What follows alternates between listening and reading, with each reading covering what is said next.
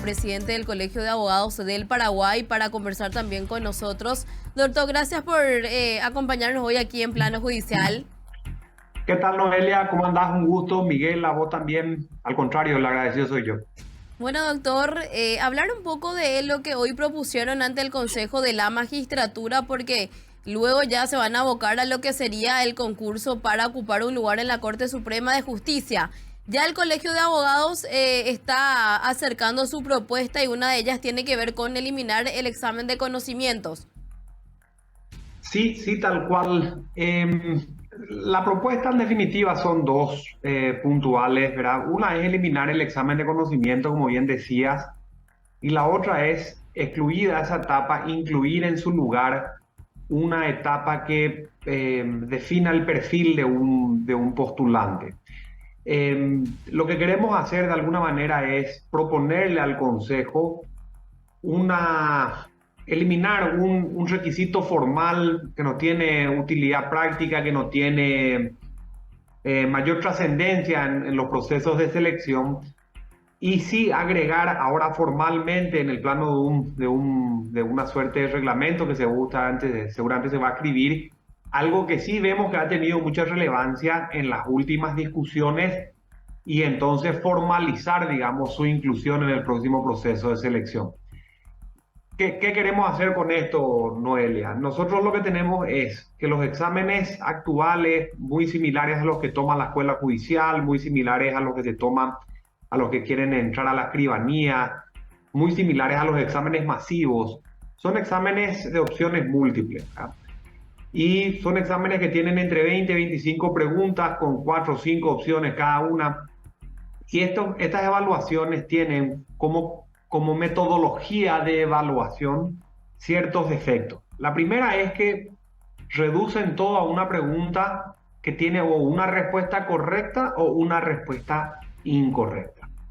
O sea, parecería que todo se reduce a acertar y no acertar. Cuando que en la vida de un alto cargo, como es el de un ministro de corte, de un fiscal general, de un miembro de un tribunal superior electoral, ellos son representantes de poderes del Estado, de poderes enormes de decisión, de campos políticos de muchísima discrecionalidad en su actuación, donde vos podés discutir presupuestos, nombrar fiscales, nombrar jueces, elegir personas con quienes trabajar, encargarte de la disciplina del abogado, del funcionario, de su fiscal. Y eso no es correcto o incorrecto, ¿verdad? Esos son contextos, son momentos, son mayorías, son discusiones al interior de la Corte, la creación de esas mayorías, la destrucción de las mayorías, si es que digamos, la perspectiva es distinta a la de uno. O sea, hay un montón de cosas que valdrían la pena sí evaluar de un ministro y no centrarse en aquellos contenidos que ya están implícitos en sus títulos. Hay que acordarse que el ministro de Corte tiene entre los requisitos a ser examinado un doctorado. Entonces, si una facultad o una universidad determinada en este país o en otro, después de un curso de 4 años, de 5 años, de 3 años, lo que fuere, dijo que fulano de tal es doctor o fulano de tal es magíster o las dos cosas, o diplomado o especialista, ¿qué mayor contenido académico lo que vas a poder conseguir, digamos, con un examen de opción múltiple en el Consejo que ya no esté implícito en aquello en que las universidades ya consiguieron? En todo caso, definí que el perfil que la Corte está buscando es el de hoy un ministro en lo laboral, por ejemplo, que con la salida de la doctora Miriam Peña se ha perdido esa especialidad. O pongamos el énfasis en un ministro que sea, por decirte, especialista en el derecho administrativo, es decir, reforzando la tarea de una sala penal de la Corte que atiende las cuestiones contenciosas en apelación cuando se discute con el Estado. O sea, trabajar eso. El colegio lo que propone es eso, suplir un examen muy formal, muy básico, que no agrega nada, por una etapa sí formal, que en el marco de la perfilación de una identidad digamos, de un ministro que se está buscando, se construya públicamente de manera vinculante al interior del Consejo esa definición de quién elegimos, de quién ternamos, ¿verdad? Doctor, ese punto es bastante importante para ir puliendo, para ir analizando. O sea, ¿qué buscamos cuando está la vacancia de un lugar de un ministro de corte? llenarlo eso con un cupo político, llenar eso con alguien que en el momento sea el que tenga mayor poder tanto en el legislativo, en el ejecutivo, o justamente lo que usted está planteando, que esa persona reúna el perfil que se dejó en un caso anterior, como se menciona también en esta oportunidad, lo de la doctora Peña, o qué está necesitando también la Corte que pueda servir también al trabajo y al manejo y por sobre todas las cosas apuntalar algún tipo de déficit en algún área en particular del sistema de justicia que podamos decir, bueno, tenemos un ministro con este perfil de un carácter más administrativo que puede darnos esto, que puede apuntalar esto que estamos teniendo como un déficit y lograr eso. Es bastante importante también, doctor. Vos sabés que nosotros vemos así como vos mencionás el tema, Miguel, porque en definitiva, lo que nosotros decíamos es, el colegio está dando una idea que va a poner formalmente dentro de un proceso de selección lo que ocurre en la realidad. O sea, te doy un ejemplo del examen de evaluación que se hizo para el fiscal general del Estado. Una pregunta era si el policía tiene que poner a disposición del juez o del fiscal, una vez detenido un ciudadano, en 6 horas, en 8 horas, en 12 horas, en 24 horas, en 48 horas, por decirte un disparate, ¿verdad? Esa es una pregunta que no sirve absolutamente para nada. Y es un examen memorista que le obliga al postulante casi ofensivamente, ¿verdad?, al recordar de memoria una constitución, cuando en la realidad nosotros no trabajamos de memoria, trabajamos con la constitución en la mano. Entonces no tengo por qué yo no estar, tengo que estar sometiendo a un sistema de evaluación que es ajeno a la realidad del trabajo, salvo que me dejen rendir con las leyes, por ejemplo, ¿verdad? O dejar de lado lo que sí interesa. O sea, vamos a preguntarle al ministro de Corte, por ejemplo, que se está postulando, ¿se va a declarar usted inamovible si es que llega a la Corte? O sea, ¿va a accionar de inconstitucionalidad ante sus pares para que sus pares, que sí ya son inamovibles, le hagan a usted el favor de declarárselo también? Vamos a ver ya, porque la inamovilidad puede ser relevante si es que se trata de un postulante de 40 años. Estamos mandando a una persona a los siguientes 35 a la Corte. Ahora, si el postulante tiene 72, sería completamente irrelevante esa respuesta, porque en 3 años se va inamovible o no, ¿verdad? Entonces, ejercicios como esos podrían darnos a nosotros la talla de los cuestionamientos que la Corte hoy recibe. Vamos a preguntar al postulante si tiene hijos trabajando en la profesión. Y vamos a preguntar si eso supone, en su opinión, la violación de un código ético al interior de la Corte. Vamos a preguntarle si eso supondría que los hijos trabajarían en la profesión mientras sea ministro, o les pediría, como se insinuó en otros canales, que dejen de trabajar. O sea, hacer ya aquello que se está cuestionando hoy, aquello que está fallando hoy, aquello que ya está hoy en trabajo de mejoramiento. Eso sería bueno hacerse, y no esperar que los ministros como postulantes nos digan solamente en las entrevistas de los medios de comunicación qué van a hacer. Que lo digan ante el órgano selector, que en el ejercicio público de sus funciones regladas está generando a través de sus actas instrumentos públicos. El Consejo de la Magistratura le puede dar perfectamente calidad de declaración jurada a una entrevista como esa. Entonces el día de mañana, un ministro incumplidor de su palabra, ¿qué es? No solamente un incoherente con lo que nos dijo, sino que vos tenés el acta para la cual decirle, mire, esta es la prueba de que usted mintió, esta es la prueba que nosotros necesitamos para removerlo en un juicio político. Perfectamente. Entonces es un poquitito el ejercicio que el colegio propone al interior del Consejo en la elaboración del próximo reglamento, ¿verdad? Claro, doctor, porque hablando de la inamovilidad, la mayoría te dice, bueno, si yo me voy a los 5 años, pero sin embargo esto después entre los propios ministros de la Corte Suprema de Justicia, que pasó en el caso también de los nuevos que ingresaron a la Corte, que fueron declarados inamovibles, y el propio ministro Antonio Fretes también firmó eso. Está eso y el tema del examen, que no siempre te va a decir si va a ser o no un buen ministro, porque eso se ve a la hora de ingresar y estar en el cargo y poder resolver también ciertas situaciones, doctor. No, y lleva si querés la reflexión al absurdo, Noelia, ¿verdad? Ustedes conocen mejor que yo si se quiere, el termostato del sector de la justicia donde nosotros trabajamos, ¿verdad? Ustedes entrevistan un montón de gente todos los días que les cuentan cómo está el resto del país en cada uno de los sectores, ¿verdad? Vamos a suponer que nosotros tengamos un postulante.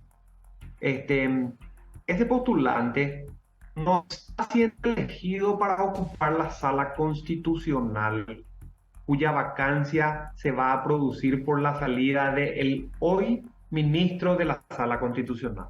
No hay ni una sola norma en todo el sistema jurídico que le autorice al Consejo de la Magistratura, ni al presidente, ni al Senado, en el sistema de selección, a elegir el integrante de una sala.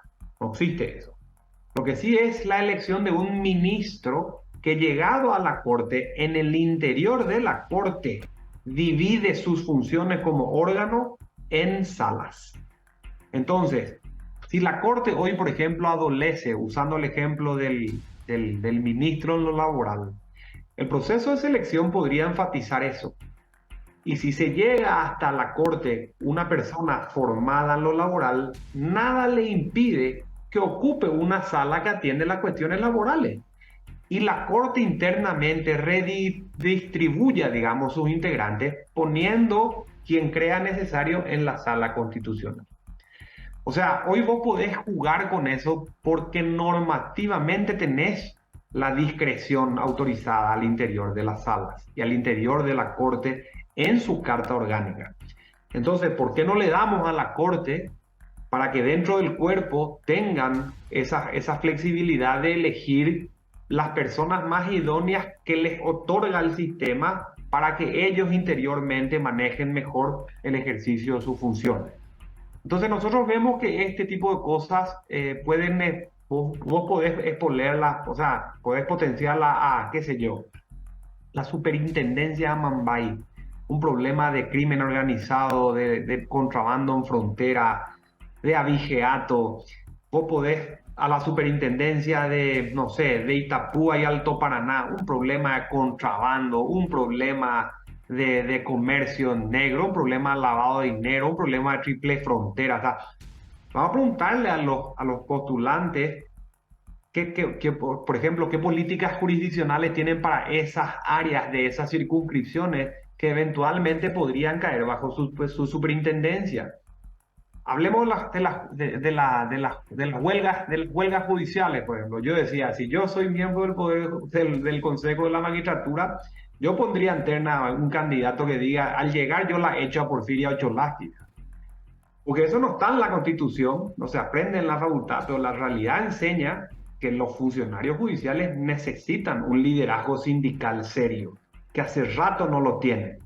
Y sigue al frente una mujer que está haciendo, pese a haber participado en huelgas ilegales, ahora hace campaña política abiertamente, en clarísima impunidad, desafiando incluso a la Corte o a sus miembros con juicio político y pidiendo por escrito que se les diga si van a votar o no. O sea, una cosa de loco, ¿verdad? Entonces, vamos a sacar el perfil de los integrantes preguntando esto, preguntando realidades, preguntando definiciones, preguntando posiciones, preguntando proyecciones que no necesariamente tienen que ver con el conocimiento de una norma específica, sino del manejo jurisdiccional, político, administrativo, presupuestario, disciplinario de lo que va a ser uno de los poderes del Estado, ¿verdad? Esa es un poquitito la idea.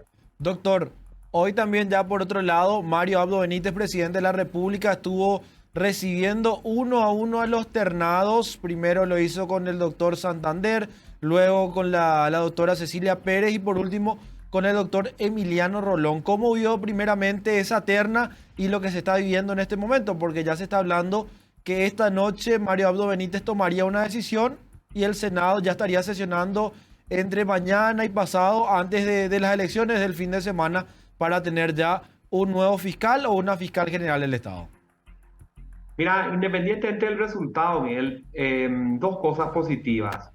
Primero, que el presidente de la República se haya tomado el tiempo de citarlos personalmente, escuchar y sacar su propia evaluación, que entiendo se va a traducir después en los fundamentos de su decreto o de la explicación oficial de sus voceros, es un tema relevante. Antes no ocurría.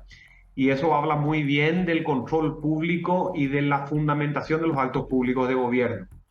Entonces estamos viendo cómo hoy el esfuerzo del presidente se da en ese sentido. Eso es realmente algo que hay que, digamos, destacar como positivo.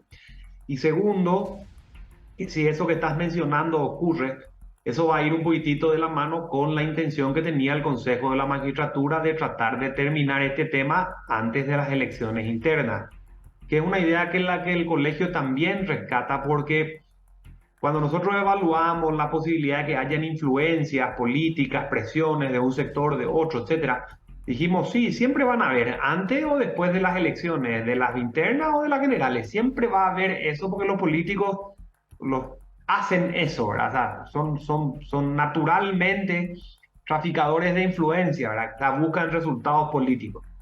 Entonces dijimos, hoy ya es Mario Abdo Benítez el presidente de la República hace 4 años, Hugo Velázquez es el vicepresidente de la República hace 4 años, y quienes están en el gobierno ya son quienes están en el gobierno hace 4 años. O sea, no se duda de que son autoridades que van a buscar influir. Una Además, terna de nivel, doctor, capaz. se puede decir, que tenemos hoy.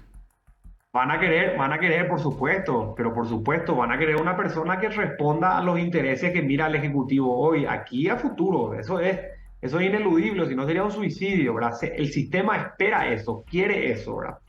Ahora, si se hacía después de las elecciones, los liderazgos son mucho más descentralizados, más candidatos, mayor cantidad de potenciales senadores, potenciales diputados, potenciales presidentes. Iba a ser más complejo medir, digamos, de dónde viene o a dónde va la influencia en un sentido o en otro. Ahora está perfectamente sabido, sabemos quién se lo puede controlar, se lo puede criticar. Lo que diga el presidente se puede trasladar a una discusión interna al Senado, o sea, es, digamos, más sano que eso ocurra. Entonces, bueno, vamos a esperar a ver cómo se justifica la elección en el decreto y en las explicaciones. Doctor, la lógica, vamos a decir que tendría que ser Cecilia Pérez porque fue parte del gabinete del presidente de la República, Mario Abdo Benítez, pero le tenemos también a 2 camaristas con una amplia trayectoria, fueron en su momento también ternados para ocupar un lugar en la Corte Suprema de Justicia. ¿Se podría dar una sorpresa acá? Se puede dar perfectamente porque los procesos de selección, tanto al interior del Consejo de la Magistratura como en la selección posterior entre senadores y presidentes, mostraron en el pasado que los agoreros, digamos, los Nostradamus de los resultados, también se equivocan, ¿verdad? Eso que mi fuente me dijo, mi contacto me dijo, en el pasillo se comenta, también se decía en los pasillos y los contactos y las fuentes en los procesos anteriores. Y hubo, obviamente, una discordancia entre lo que se decía y lo que ocurrió. Cecilia Pérez está más cerca de la actividad de gobierno porque fue hace poco ministra de Justicia. El Consejo de la Magistratura, de hecho, evaluó eso, digamos, los problemas que tuvo en la cárcel, los problemas de violencia, los problemas del PCC, las fugas, esos encontronazos que tuvo con el defensor del pueblo. Pero se vio que fue una de esas mujeres que por alguna razón enfrentó con carácter estos temas, o sea, lo vieron como positivo, no lo vieron como, digamos, un amedrentamiento a su posición de ministra. Algo similar se puede decir, por ejemplo, el caso de Emiliano Rolón, que fue el abogado de Curuguatí, un caso complicado, muy, muy complicado. Podrá o no gustarnos su sentencia, pero fue el único juez después de que casi 15, 20, 30 se habían inhibido y se habían excusado, o sea, finalmente se quedó y firmó la resolución. Y así se pueden hacer un montón de evaluaciones. ¿Quién va a salir? Honestamente no lo sé. Creo que hay un desafío gigantesco para los 3. En el caso de Cecilia puntualmente, porque va a estar muy ligada a la idea de gobierno actual y por ende que no se repita una Sandra Quiñones que protege el gobierno saliente. Digamos, eso va a estar, ya está estigmatizando hoy la Fiscalía General. Y por el otro lado, el asunto de que tanto el doctor Santander como el doctor Emiliano son jueces, ¿verdad? Y fueron jueces 30 años. Esto supone, Noelia, esto supone, Miguel, que van a bajarse del fallo particular de una persona a manejar políticas nacionales a nivel país. Esto supone que van a dejar de ser jueces independientes y ahora van a tomar partido por acciones penales públicas. Esto supone que van a salir de la tranquilidad de un despacho donde supuestamente siempre se trabajó con independencia, ahora van a tener que hacer lobby con políticos para discutir presupuestos que antes solamente discutía la Corte. Entonces es otro giro gigantesco que van a tener en una actividad a la que se dedicaron 30 años haciendo exactamente lo opuesto a lo que se están enfrentando ahora. No es una cosa menor. Muchísimas gracias, doctor, por su tiempo y por compartir con nosotros aquí en Plano Judicial. Y bueno, vamos a estar también muy pendientes y saber si esta tarde-noche ya tenemos al próximo fiscal general del Estado. Gracias, doctor. No, a ustedes como siempre. Gracias por el espacio y bueno, que pasen un resto de tarde genial. Igualmente, el presidente del Colegio de Abogados